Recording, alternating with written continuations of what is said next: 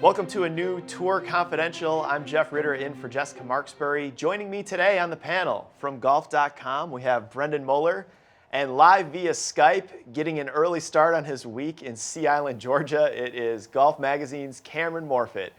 Guys, Graeme McDowell, he's back. Or is he back? He just won the Mayakoba Classic. He's a former U.S. Open champion. He used to be an anchor on the European Ryder Cup team. Cameron, where was Graeme McDowell, and is he back with this victory this week?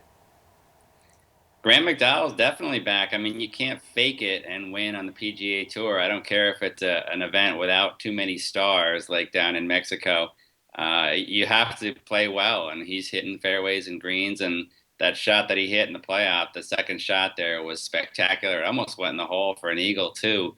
So GMAC is back. He's really paving the way for 2016, and certainly an exciting development for GMAC, and a really exciting development, too, for the European Ryder Cup team looking forward. Of course, 2016 is a big year for that. So I think really some positive developments all the way around.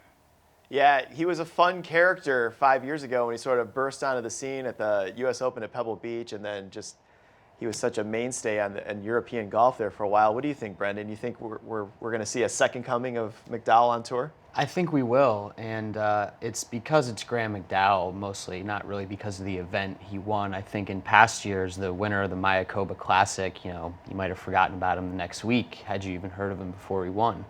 Graeme McDowell obviously has a good resume.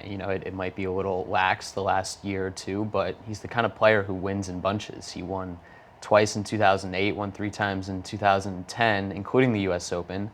And the Ryder Cup's coming up. There's some controversy over who's going to end up on that team based on who can meet the minimum number of events on the European Tour, and Graeme McDowell wants to make sure he's one of those guys. So I would expect another couple of victories from him in 2016. All right, so we're all in agreement. Graeme McDowell is back with this win today. So Cameron, that just leaves one unsolved mystery regarding McDowell. Where was he? What happened? It's been several years since his last win. Where'd he go? Yeah, well, I think what happened really is life happened. I mean, you look at it, a lot of the slumps out on the PGA Tour are a result of life.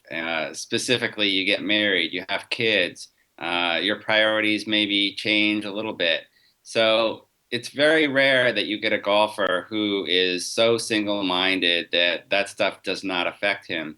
Of course, it's going to affect him. Yeah, and of course we can't forget Nona Blue. He's a pioneer as far as tour pros owning a restaurant and opening his own business. So there's a lot of things going on with him these last few years. Yeah, and this week's big for him. He's opening his second restaurant, so a W, another restaurant. So we're predicting more victories despite a second restaurant. We'll see how it goes. Bold predictions here this week on the Tour Confidential. Thanks for watching. We will see you all next week.